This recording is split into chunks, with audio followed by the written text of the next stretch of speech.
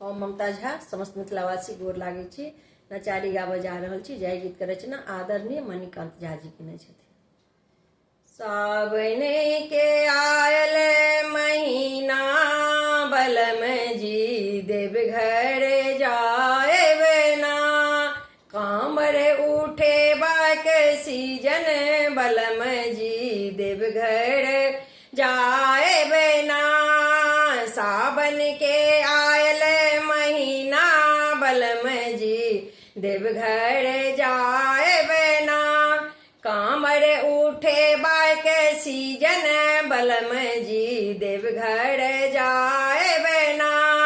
गंगा जल सांग गेड़ी भरवई बोलबम जापत डगेड़ी चलबई। गंगा जल सांग गगड़ी भरवई बोलबम जापत डगड़ी चलबई। गेरुआ वस्त्र पहिरना बलम जी देवघर जाए ना, गेरुआ वस्त्र पहिरना बलम जी देवघर जाए ना।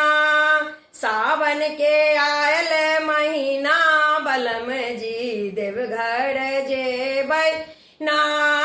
रामपुर सुइया और कमरिया गोरियाड़ी के पकड़ बरैया।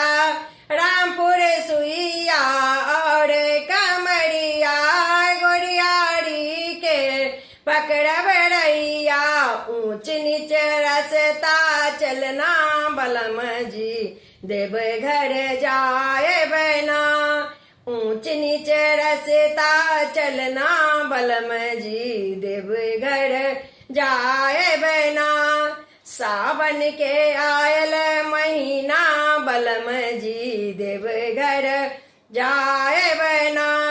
सिंह द्वार पर जखने पहुँचब बाबा के मंदिरिया निरखब। सिंह द्वार पर जखने पहुँचब बाबा के मंदिरिया निरखब। मणिकांत गीता सुनायब बलम जी देवघर जाए ना। मणिकांत गीता सुनायब बलम जी देवघर जाए ना। सावन के आयल महीना बलम जी देवघर जाए ना। सावन के आयल महीना बलम जी देवघर जाए ना।